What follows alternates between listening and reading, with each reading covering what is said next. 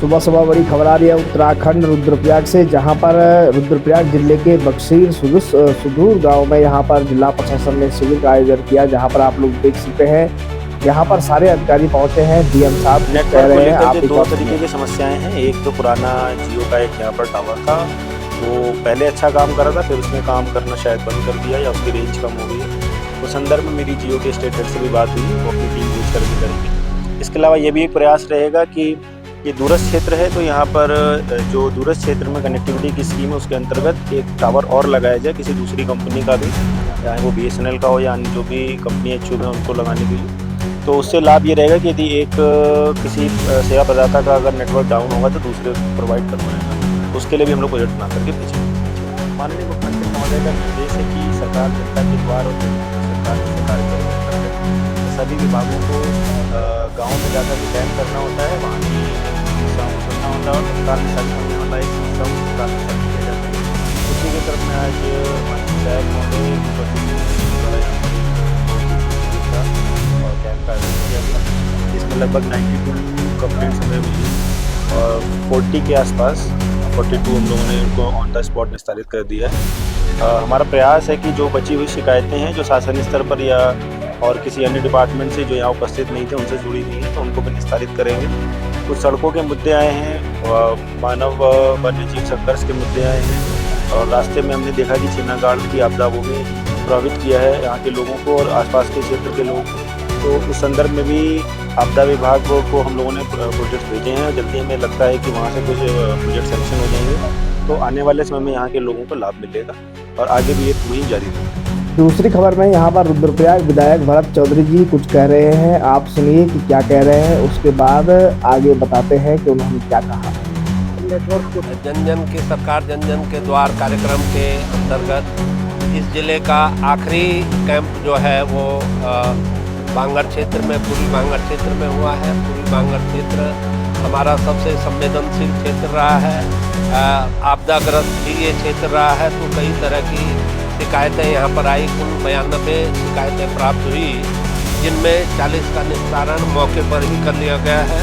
बाकी शिकायतों में जल्दी कार्रवाई होगी।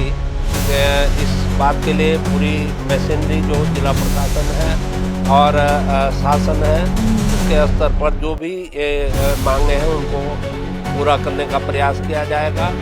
और छेनागाड़ बधानी ताल जो सड़क का मामला यहाँ पे है उसकी फॉरेस्ट फाइल बन करके तैयार हो गई है, वो अपलोड हो चुकी है और उसमें समय लगेगा। देखिए, झूठ बोलने से मुझे कोई फ़ायदा यहाँ पर होने वाला नहीं है। मैंने एक सगुफे के रूप में कहा कि यहाँ 35 साल इंतजार किए, 35 महीने भी कर सकते हैं। इसका मतलब ये नहीं है कि इसमें 35 महीने लगेंगे। हो सकता है ये 6 महीने में हो जाए, हो सकता है ये 9 महीने में हो जाए। और मैं पारदर्शिता से जो यहाँ की मैंने कहा है कि एक कमेटी यहाँ बनाइए और वो कमेटी लगातार इसको फॉलो करती रहेगी। पूरी पारदर्शिता से हम इसमें लगेंगे और इस क्षेत्र के विकास के लिए तमाम जो भी प्रयास जरूरी होंगे वो प्रयास किए जाएंगे। आपने सुना कि रुद्रप्रयाग विधायक भरत चौधरी जी ने यहाँ पर क्या कहा है और उसी में दूसरी खबर की ओर ले चलते हैं, जहाँ पर आप लोग देख सकते हैं कि दूसरी खबर में अभी बड़ी खबर आ रही है। केदारनाथ हाईवे सियालसोड़ के समीप एक ट्रोला का एक्सीडेंट हुआ जो ऊपरी सड़क से नीचे जा गिरा, जिसमें एक व्यक्ति काफ़ी ज़्यादा घायल हुआ है, जिसमें आप लोग देख सकते हैं यहाँ पर काफ़ी ज़्यादा जमावड़ा पड़ा हुआ है। केदारनाथ हाईवे सियालसोड़ की ये घटना है, जहाँ पर करीब दिन में 2 से 2:30 बजे के करीब ये घटना घटित हुई, जहाँ पर आप लोग देख सकते हैं सारे गाड़ी वाले यहाँ पर जो पैसेंजर थे वो यहाँ पर गाड़ी को देख करके अचंभित हो गए, क्योंकि गाड़ी काफ़ी ऊपर से नीचे जा गिरी। जहाँ पर आप देख सकते हैं गाड़ी का जो बोनट है वो बिल्कुल तहस नहस हो चुका है और यहाँ पर सियालसोड़ की घटना है। यहाँ आप देख सकते हैं ऊपर से जा गिरा ये और सीधे नीचे सड़क में जा गिरी। गनीमत की बात यह है कि इसमें जो ड्राइवर है वो अभी सुरक्षित है, लेकिन गनीमत की बात यही है कि उसकी जान बच चुकी है, नहीं तो परिणाम बहुत घातक होता। सड़क पर आप देख सकते हैं ऊपर और नीचे के क्रम में यहाँ पर गाड़ी पड़ी हुई है। पुलिस मौके पर ही मौजूद है, जहाँ पर आप लोग देख सकते हैं। उचित जांच पड़ताल के पश्चात इसके ये जो ड्राइवर है उसको यहाँ पर जो स्वास्थ्य केंद्र है रुद्रप्रयाग में ले जाया गया, जहाँ पर उसकी उचित जांच पड़ताल के बाद अब उसके स्वास्थ्य में सुधार है। यहाँ पर आप लोग देख सकते हैं।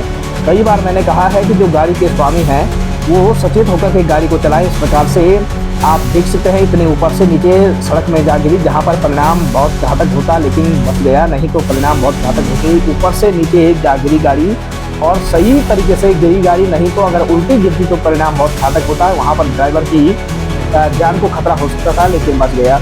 दूसरी खबर में ले चलते हैं, जहां पर केदारनाथ हाईवे का डामरीकरण शुरू हो चुका है, जहां पर आप लोग देख सकते हैं कि रास्ते में जहां भी टूट-फूट हो चुकी है, उन सारे रास्तों का यहां पर उचित रूप से डामरीकरण किया जा रहा है। जहां पर वेल्डिंग टूटी हुई थी, वेल्डिंग की जा रही है ताकि यात्रा मार्ग में कोई भी दिक्कत न हो। आज की सुबह की अपडेट में इतना ही। धन्यवाद।